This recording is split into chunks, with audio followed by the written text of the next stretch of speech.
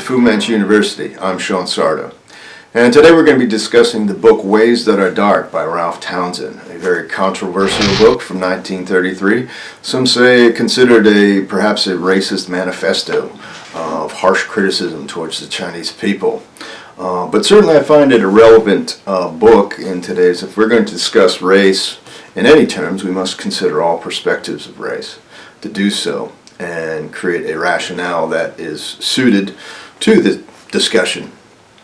I read this book on a suggestion of one of my commenters on one of my other pieces, my other videos here. And today I thought in this discussion I'd have a very special guest with me. I have a Mr.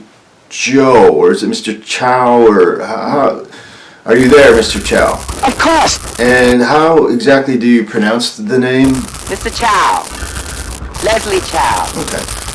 Yes, I've always, having spent 10 years in China, I always found the aspect of the tonal quality a bit of an afterthought. Not to sound derogatory, but when, experiencing the Chinese language and learning the Chinese language, I always felt, there's a repetition of words and syllables, and it's reliant mostly on context, and I always felt the tonal quality could be thrown out the window at any time, considering the context. So I always thought it was an afterthought. Oh yeah, okay. But anyway, Mr. Chow, you are a character of fiction. Is that correct? You're a person of fiction, are you not? Of course. And as a person of fiction, do you feel any sort of responsibility towards, any specific, represent a race or a gender or say a nationality in any way that would be deemed insensitive? Do you feel like that's a part of your sort of your responsibility as a character of fiction? No, please. Okay. Now, let's talk a little bit about the book then. Have you read the book, Ways That Are Dark, Mr. Chow? Of course. And did you feel it was any sort of way a racist manifesto, as it's somewhat described? I don't know. Come through my balls and tell me. Well, it was written by an author in 1933, so we have to take it in a sort of historical context, don't we? 1933, this is prior to the war with Japan. And at that time, you had authors like Pearl Buck, and writing The Good Earth, and there was a very sort of a popular trend to portray the Chinese as sort of a set upon sort of nation, because you had the Japanese invasion of China, and to sort of create a sort of sympathetic sentiment in the American culture, you had authors such as Pearl Buck. Are you familiar with Pearl Buck? Of course. And so you had these two contrasting sort of ideas where Ralph Townsend said, hey, I've spent time in China, and this is what it's like to me. And you had people who also spent time in China, the more sort of the missionary sort of regards, like Pearl Buck. And I find it very interesting. Don't you? Did you find the book very interesting also, Mr. Chow? Not anymore, motherfucker. Well, let's talk a little bit about Ralph Townsend, because he was, because of that historical context, he was also found in, drawing more sympathies toward the Japanese. He was later found convicted of being a Japanese agent. And, it's funny because he's fat. Well, I don't think his weight had anything to do with it, to be honest with you. Oh yeah, okay. So,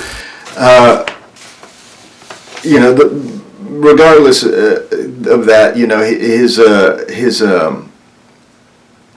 his writing was taken as a very sort of harsh criticism of the Chinese people. You gonna fuck on me? Well, yeah, maybe not today, but we still live in that. It's still a very relevant book. It's still a relevant book in terms of his observation. Having spent that 10 years in China myself, I found some of his observations were quite consistent with my own. and I found some of his observations so different, and that's, I think, part of being a rational human being, a rational individual, so to speak. Did you die? So, but how about you, Mr. Chow? Did you find, having read the book, did you find his, his observations, more consistent with today, or do you feel they're a thing of the past? Your choice, bitches! Well, then let me ask you this: as a fictional character, do you think the book should be banned in China or anywhere, for that sense? Not my problem. Okay, so as a two-dimensional character such as yourself, because it's difficult to kind of read what a fictional character might feel about anything, to be honest with you. So Nothing hurts Chow! I am invisible! well, it would be invincible, Mr. Chow, not invisible. I love cocaine! What are you saying? Is that a reference to the opium? I don't really know where you're going with that, Mr. Chow, to be honest with you. So let me try to... Okay. Just let me do one bump, get my head straight. We're running short of time now, so let's kind of try. I could say time about her. Okay, so we have time for, in closing, is there anything you would like to say, Mr. Chow, regarding promoting anything or your Suck own... on these little Chinese nuts!